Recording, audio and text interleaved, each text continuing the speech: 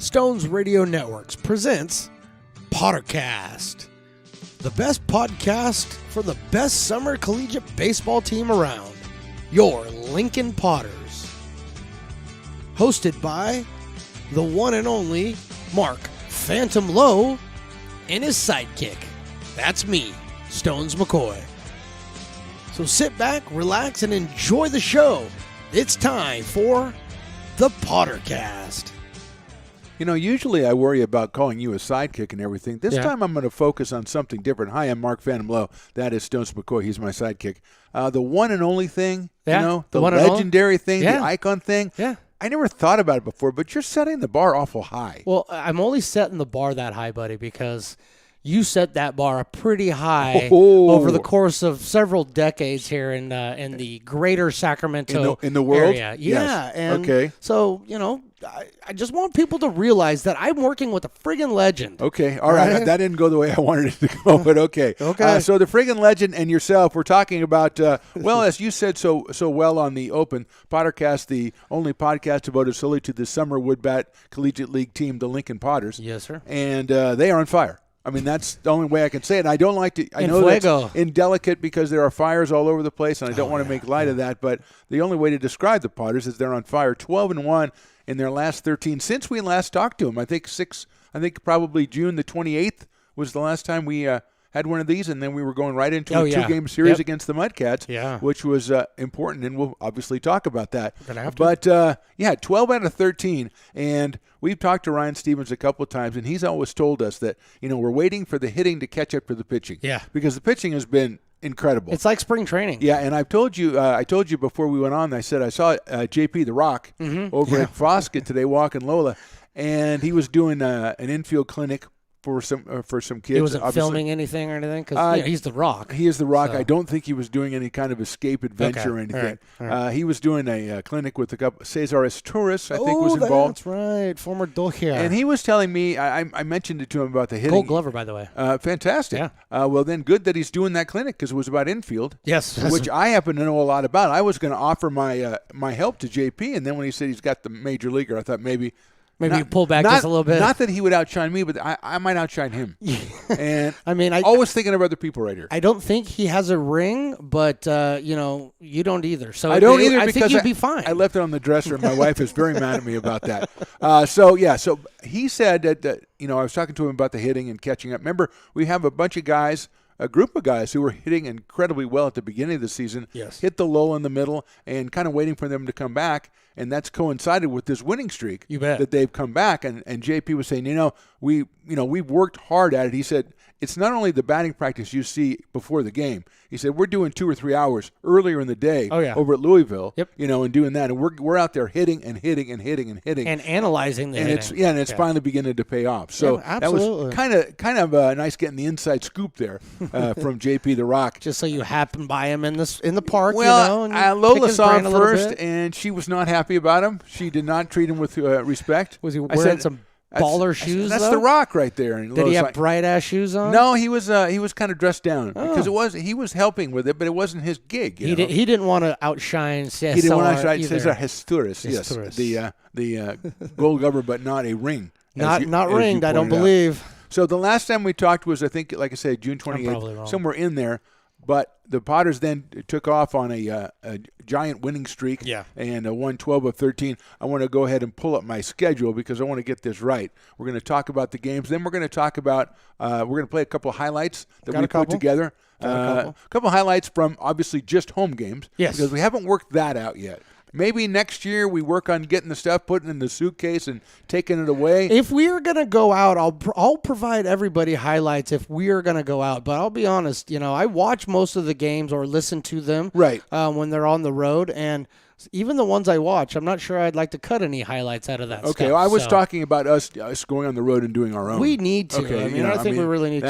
We're going to have talks with the brass about that.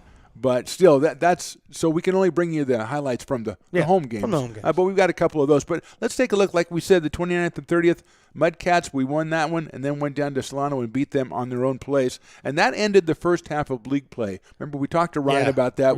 You need to get these 2 wins because at one time in league, the Potters were 2-8. Correct. At that time, they were 4. they were 4-8 or 4-9. 4-9, but they were, and they needed to get those 2 wins to get to 6-9, cut off the first half, and then we said there's a long stretch of non-league games, which started off with the Gold Sox on the first, and then we had the 4th of July weekend with the Novato Knicks, a very persnickety ball club.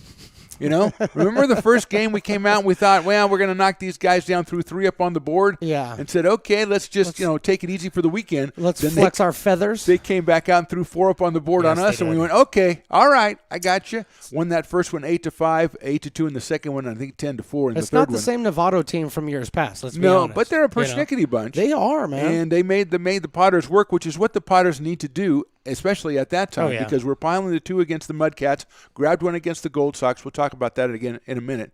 And then against the Knicks, we got 3. Then a day off. You had to take a day off in there somewhere. Have a day off. And then we went up to Medford and took on the Rogues. And remember when we talked to Ryan Stevens, we were talking about, well, are you going to use this road trip to kind of like experiment a little bit? Yeah, you were asking him, hey, are you rotation? Hey, maybe let Stones pitch, something like that. He said, no, we got the Medford rivalry. We're not going to do that. And they didn't. They went out there and waxed them the first 2 games.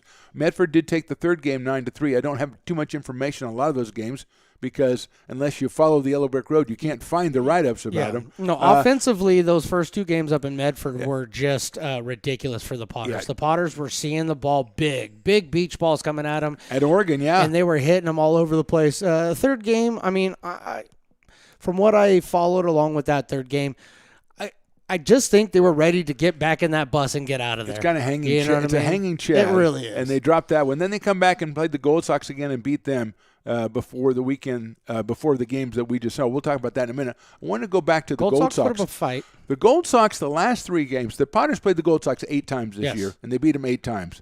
And that's no slight on the Gold Sox at all. But the last 3 games that we played the Gold Sox, it was tied or we were behind going into the 7th. Yes. So, and they ended up being pretty big margins because the Potters piled runs on in the 7th, 8th, and 9th. But going into that 7th inning, each time, you're in a ball game, which I know in one way Ryan Stevens went, why are we in a ball game? On the other way, he said, it's good. It is good. We're good. We're going to, especially when we're on the road. Yes. We're pressing. We're down 1. We got to go in the 7th. We got to do something. And kudos to the Gold Sox making them reach down and pull it out. They did, but I think those games benefited them more than you think when you look at the score and say, oh, it's 12-4. Well, it's 4-3 going into the 7th. Yeah. And that's a different kind of game. And the Potters had to come up with clutch hits, even though it's a big margin. Well, Gold Sox have done a lot, and like you said, in the 8 games that we've played them, I'd say take the first 5 out and throw them in the garbage because they were still getting their bearings under especially a whole new regime and the whole bit, right? And the last 3 that we've played them, they've come to play. And they've started to figure some of those things out. Better starting pitching, got some offense going early. The Potters need, and we talk about this all the time, they need to face adversity in every situation, especially on the road. It's a great time to get your group of guys really huddled together, pull for one another, and pull out these wins. They were very important wins against the Gold Sox, even though they're non-league. They're important, and I know they're important to Ryan Stevens. Yeah, and speaking of the Gold Sox and pulling it together, have you had any contact with your buddy Brock lately? Yeah, I've been kicked out. What is the story about you and your coaching career? I've been replaced. I'm sorry? I've been replaced. And in fact, what had happened is one of the guys took a early vacation. Sure, that's fine. Back. So he's back already. So now they don't need me, and that's fine.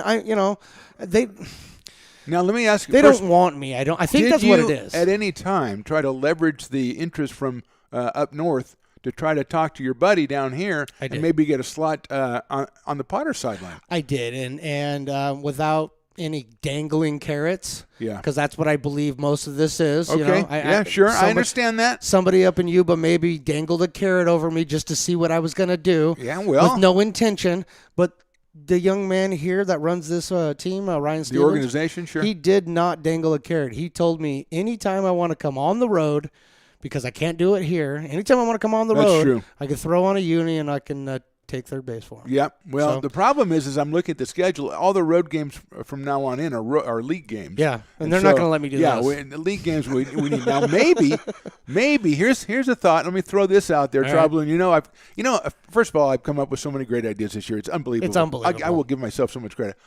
There is a 4-game series against the Seattle Studs coming in later in the month. Yeah. Thursday, Friday, Saturday, Sunday afternoon.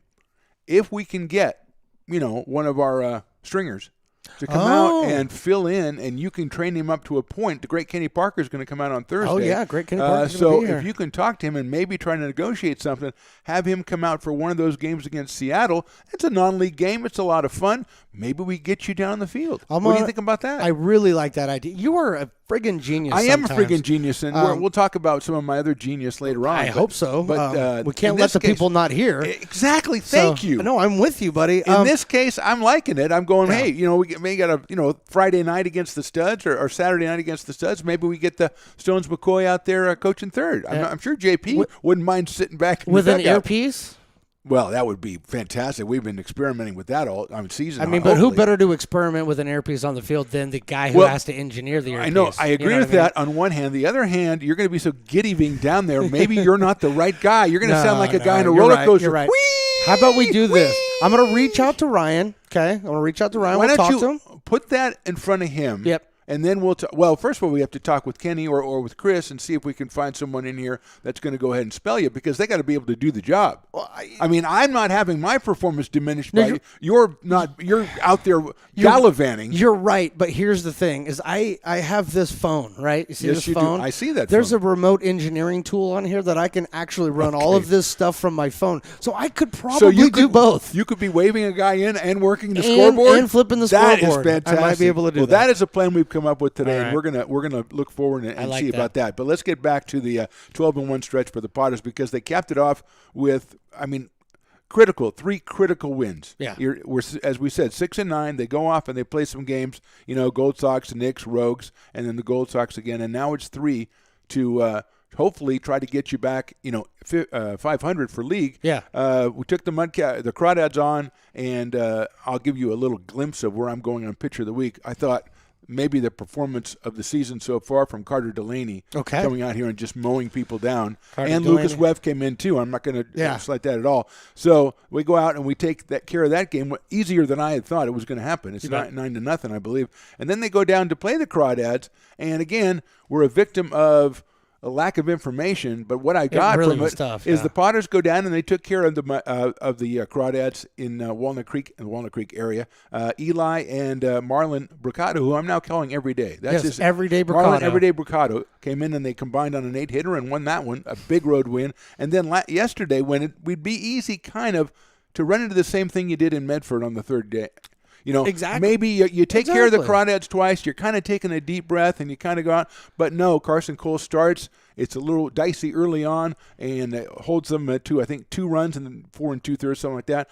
JoJo comes in. I think, Brandon Gomez came in, played, pitched great, and they wipe him out defensively, and then offensively they get it going, as we've been talking about, and building, and a lot of the names we're going to mention later on contribute, and they get a big win. I think it ended up 15-2, which is about the third or fourth straight double-digit win over Solano, which is impressive because that's a good ball club. They are a good ball club. And so, that's the way you want to wrap up that 12 out of 13. Oh, yeah. Now you're 9-9 in league.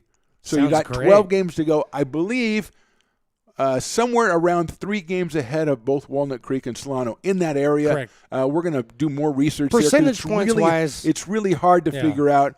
Jordan Jorgensen said that we were a game behind Solano after we beat them, and then they lost a doubleheader, or they lost 3 games in 2 days to Healdsburg. Correct. And we won over Walnut Creek, so we should have picked up a little bit more as well. So we'll double check that. But right now, 9-9, feeling pretty good about second place, and even more important, feeling pretty good about the way they're playing. Absolutely. Well, you didn't want to limp into this. That's one thing you definitely didn't want to do, is limp into this and barely get that second seed, because there's only 2 seeds going. So in order to not limp into it, you got to start somewhere. You got to start putting some kind of run together. Right. And I don't care if it's the halfway point where they're starting to put their run together. Doesn't really matter, yeah. In a 60 game, condensed season like we play, whenever you can put that run together, it's important, and to sustain it as long as possible. This team has really started to feed off of one another. So the pitching is feeding the offense is feeding the defense, and everything is starting to click all at one time. This is the best possible time to do it. I will say it bothers me that we have the All-Star break, the showcase break. Showcase break tomorrow. We'll talk to you about that in a and we little bit. will talk about that, but because those are momentum killers sometimes. They can be. So I really want to see when we get back out here on Thursday, because we're back to it on Thursday against same crawdads. Same crawdads. I want to see a very spirited performance that like the guys didn't miss a beat, that they didn't relax and look at where we're at now, we're good.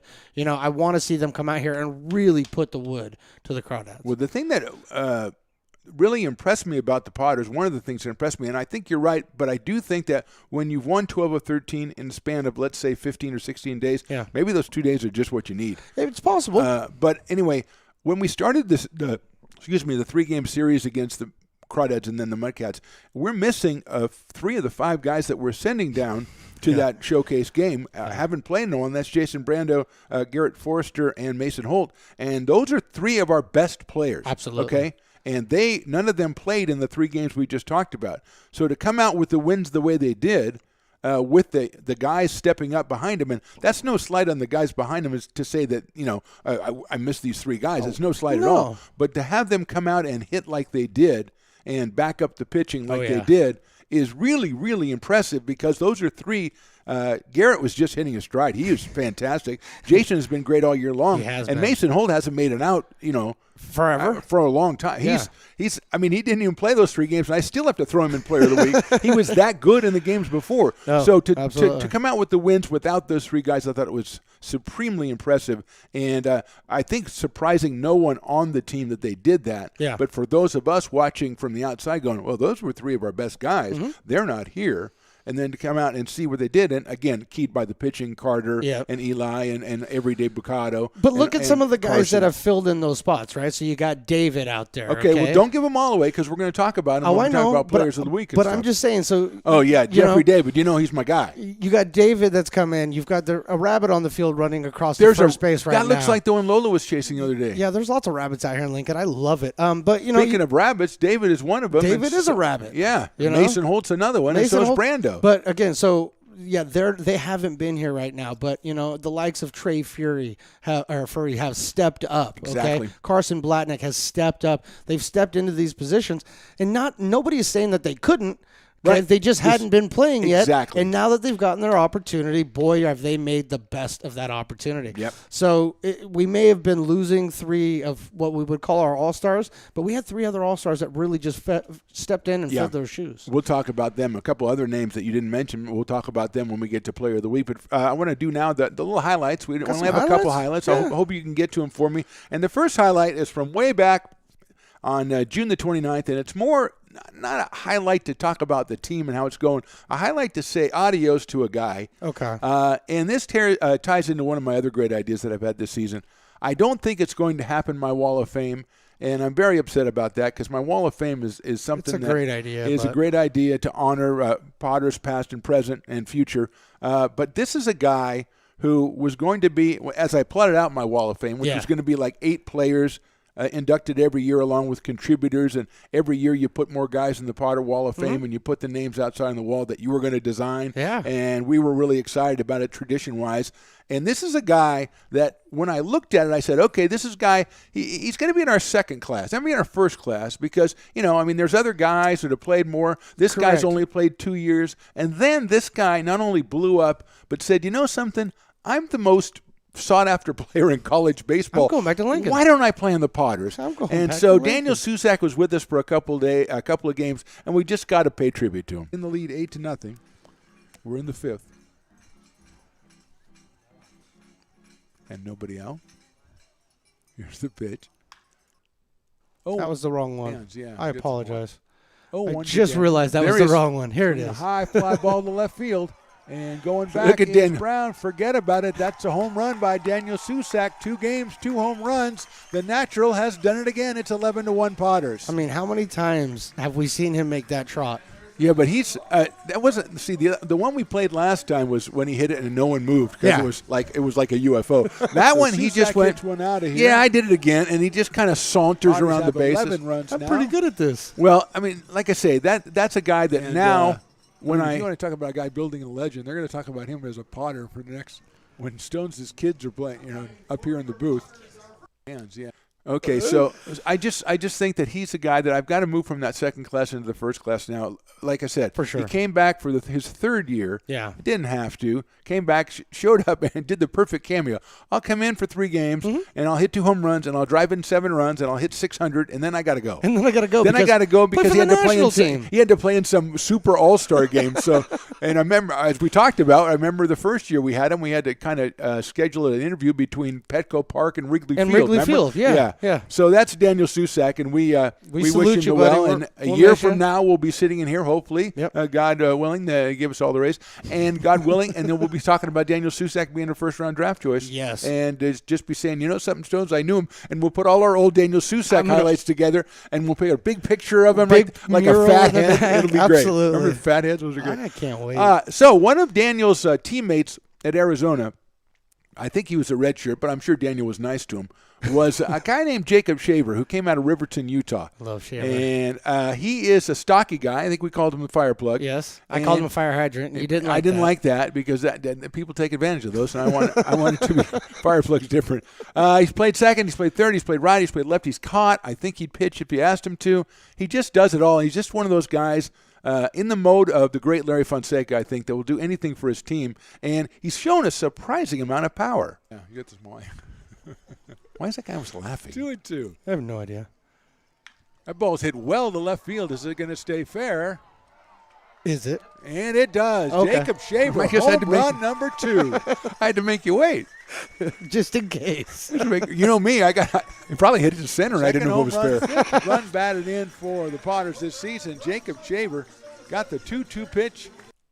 So that's Jacob Shaver, who is, like I said, his second home run. And he has just shown surprising power from the number 9 spot. He and Drew Stahl, those two have kind of inhabited that number 9 spot for a long time now. Eddie's down there. Eddie Madrigal's down there once in a while. But for the most part, it's Drew and Jacob and Jack Grant as well. But they've really shown surprising power out there. I think he's got 2. Jack's got 1. Yeah. Drew's got 2, I think, as well. Drew's got 2 as well. I think Eddie has 1. So, they are pounding some home runs down there. It's nice to see the power down at the end, but it's just nice to know that when you get down to the 7, 8, and 9 hitters, you're not losing anything on this team. They can make good contact with the ball and keep that line moving. I love that. Because you're talking about the model that Healdsburg has and San Luis Obispo. They're 1 through 9. You have to 1 be. through 9, and you got to be 1 through 9 because summer baseball is just that good. It is. And it's really tough. All right, finally, a guy from this is just from the other day.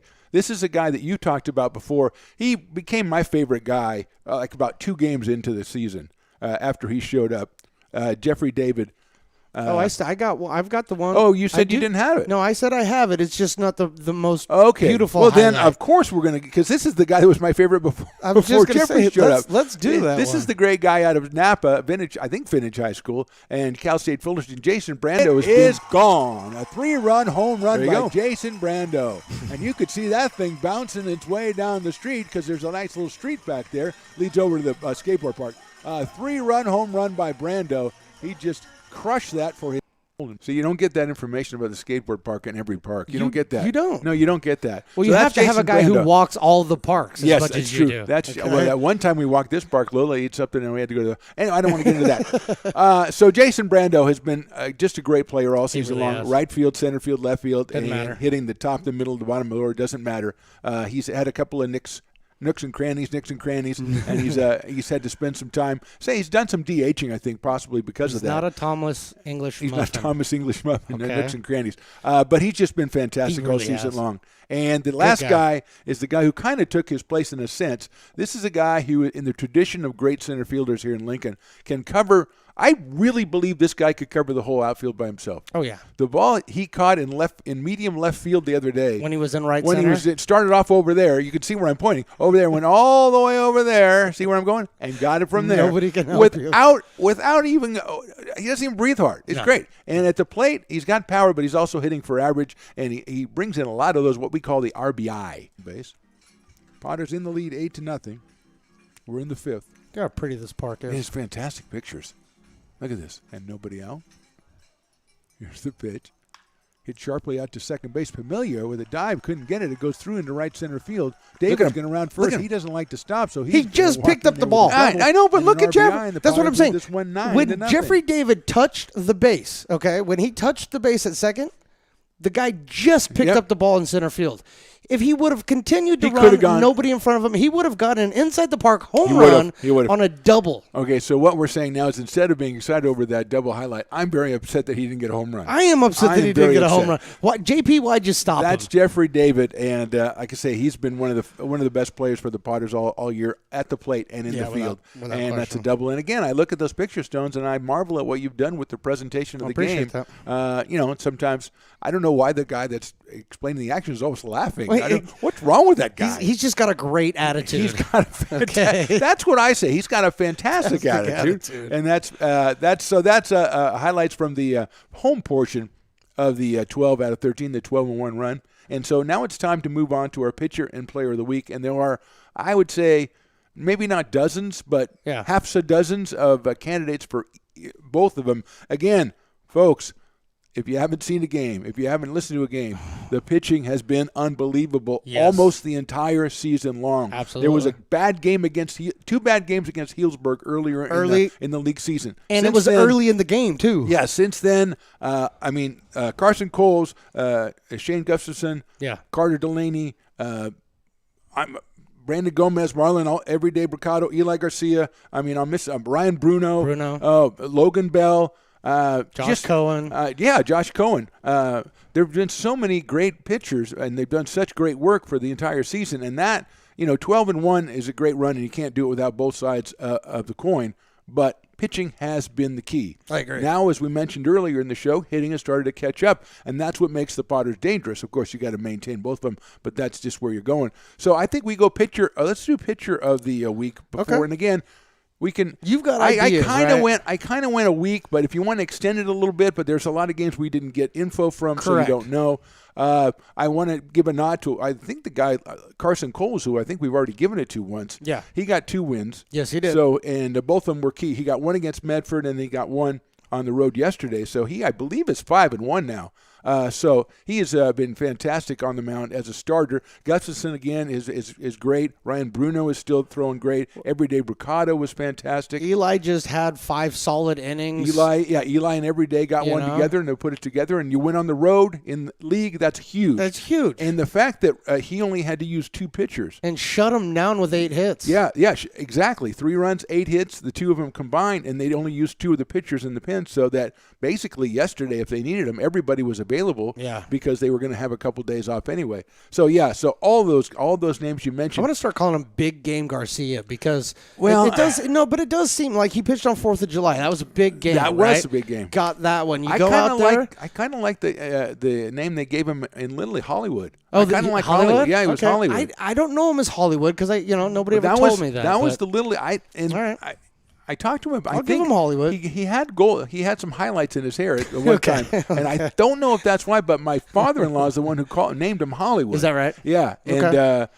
And that's what I call Eli. So Hollywood and Everyday combined for a beautiful Everyday Hollywood. Everyday Hollywood combined for a great game there. I'm personally, as I said before, I'm going to go with the guy who only had 3 in the 3rd innings before he started a big game against the Crawdads on the 10th. I'm going to go with Carter Delaney. All right, 5 innings. Well, I think he gave up 5 innings, 2 hits, 2 walks, 6 strikeouts. 6 strikeouts. Yeah. And we call it no runs. Now, so that's the guy I'm going to go with. Average against him was 118. Yeah. So and this is in the last 7 days too. So the last 7 days that he's been out there, he's got the 5 innings. He's got all of that. Right. And he came on against Medford and got the last out in a kind of a blowout game. And then his earlier game, I think, was outside of the window we're talking about. Correct. He went 3 innings, gave up 5 hits, but no runs. Absolutely. So I'm going with Carter because that was a big game. Again, we talked about it. We came back into league play after being out for a while, starting the second half of league play, and he got us off to a great start. Lucas Webb came in and threw 3 innings. I don't want to ignore him, or Matthew Ornelius also closed it out. I was going to say, and then you got Carson Coles in there. Carson has been fantastic. Carson has given up a few more hits than the other guys. Yeah, he does because he pitches to contact more. He pitches a lot to contact, and the defense has gotten better. So it's definitely gotten. His ERA has gotten better because the defense has gotten better. Yes, and as we talked about, they're on their toes because he throws strikes. He throws strikes. Yeah. So, definitely honorable mention there. I mean, I mentioned Hollywood now that I know him as Hollywood. Yes. I mentioned that because, 5 innings, 2 pitchers, 8 hits, against a team like that, that's huge. That's money. And also, you can include the 4th of July if you want to. And I want to throw the 4th of July out there because the 4th of July was a big one. So it was a lot of fun that day. I was kind of sitting on Eli going into this. I just don't know how the biggest difference, right? The only difference between those two pitchers is the one run. Okay? Yeah. Is the one run. So I don't know how you could really coin flip and do this either way, but I'm going to go with you. I'm going to go with Carter Delaney. Okay, very good. I think it's a solid pick. Eli is 1A in this one. If Carter can't accept his award. Yeah, and Eli's got a lot of Potter's awards at home anyway. You just come up and you grab it, okay? And the thing about Carter, I'm going to talk about this with Ryan on Thursday, but I'll preview it. Carter Delaney, to me, is a guy like a Matt Lopez or a Rad Thomas who gets discovered in the summertime. Yep. You know, people may know him and stuff, but they see him in the summertime. I mean, Matt Lopez was so good in the summertime. Yeah. I mean, and by the time he got done, he had people knocking at the door. There have been others too, but those two stand out to me. And so I think Carter Delaney, as I talked to him on the postgame the other day, he's a big guy, but his fastball still is kind of sneaky. It is and sneaky. You don't see that a lot with big guys. Yeah. You know, usually it's like, oh, there's the power coming. And he's got a little bit of the way he does it, his mechanics, it really zips in on you. Right. So I thank you for coming over to my side. Eli, a very worthy contender as well, as is Carson Coles, and frankly, half the staff, if not more. Absolutely. Mr. Ryan Bruno. And did we mention Matt Volker at all? Well, we probably will when it gets to player. Okay. I didn't mention him when his pitcher because I didn't know that he pitched that much in this last week. He really hasn't, but my point being is that he still is a pitcher. I know. He still is a phenomenal pitcher, I hope he knows that you're like his agent. I'm going to get him a contract with San Francisco, dude. I like that. Well, he's going to Baylor. That's pretty good. All right, well, after Baylor, come talk to me. Now the real problem. Player of the week. It's not a problem for me, but... Player of the week. All right.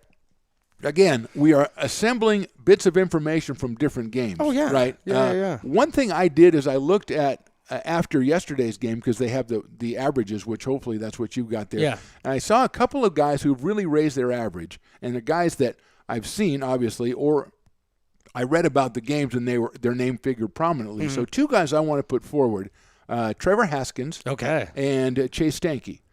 So those two guys, Trevor has got his average over 300 now. Yes, he does. And I know that a couple of games ago it was 250. It was. So he has really raised the average over 50 together. points, and he seems to really come up with RBIs too. Even from the leadoff spot, he comes up with big hits and RBIs, and so I want to give him that. Chase is the same way. He had a tough game, one of the games here, but on the road, every time I read the recap, got it together. Or when Jordan puts out his tweets, I'm like, Chase Stanky, another RBI. Chase Stanky, another RBI. So I want to put those two guys, and then I've got to put one more guy in who is the same, and that's Jake Sapien. Okay. Jake is, I don't know. He's doing his Ohtani all the time. He hasn't. I don't know if it's because he hasn't got on the mound a lot, but he's had control problems when he's gotten there. Yeah. But boy, I'll tell you, when he gets a stick in his hand, he's coming up. Like I say in those tweets, every tweet that goes out's got a Jake Sapien RBI single in it, and I just got to mention that guy in the Player of the Week. Well, absolutely. Contention. No, I appreciate you mentioning him because he can swing the stick, and because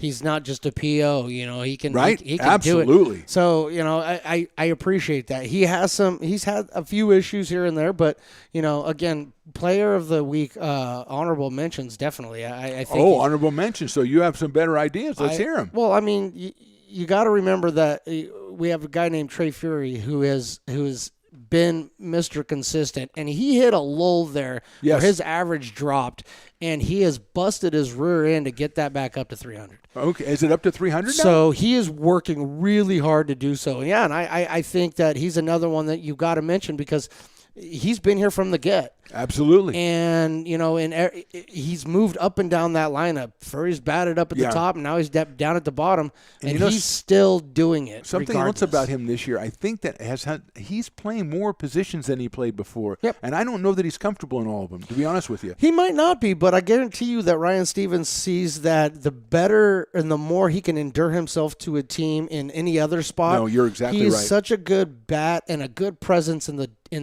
dugout, the locker room, that you want this guy no matter what. So you need this guy. You want him on the wall. You need him on the wall. You need him on the wall. Okay, very good. But Stanky Leg gets my vote this week. Nice. Well done. He gets my vote this week for Player of the Week. He again, you're right.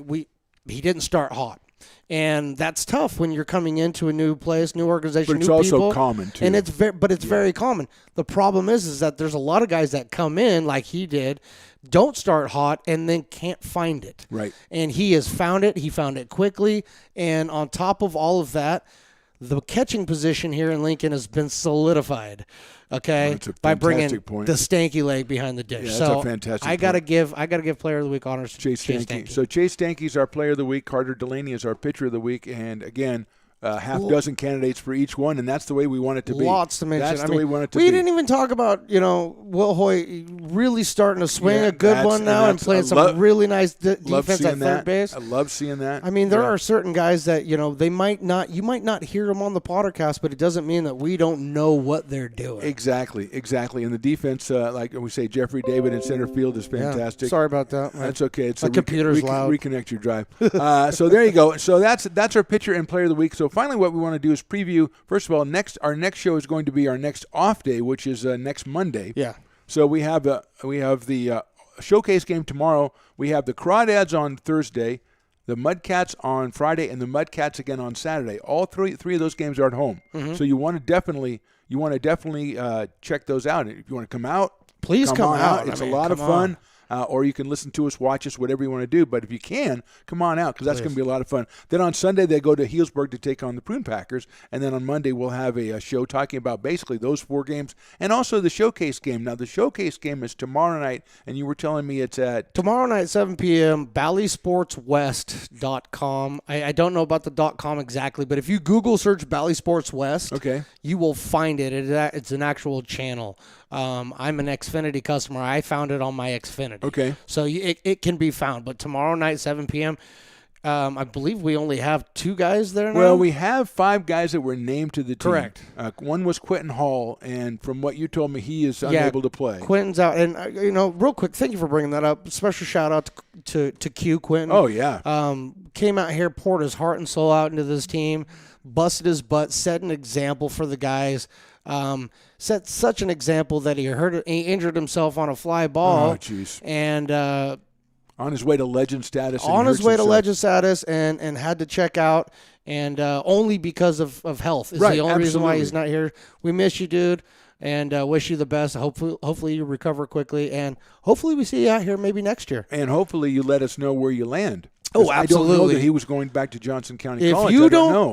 Listen, Q, if you don't call me and tell me where you're going, I'm going to come find you. Or Nana can call. Or Nana will call me. That's fine, because when you're in Kansas, there's always a phone handy. But that's true. There's 4 other guys that were named to the team: Garrett Forrester, Mason Holt, Jeffrey David, and I always forget the other one. Jason Brando. I don't know what their whether they're going to be, what their status is. Correct, yeah. Hopefully they're all 4 going to play. Yeah. But if I'm going to check out the game tomorrow night and find out, to be honest with you. And I know Jeffrey David is healthy, so he's going to go down there. He's going to run down there. He's right. He's already there.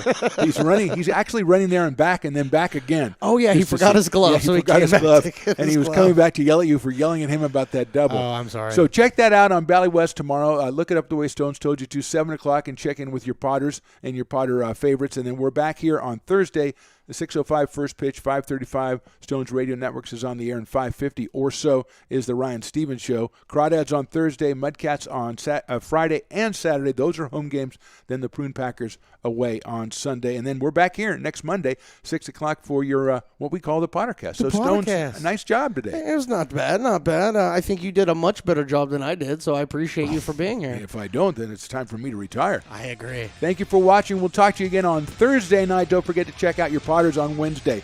Talk to you later. Thanks for listening and watching the PotterCast.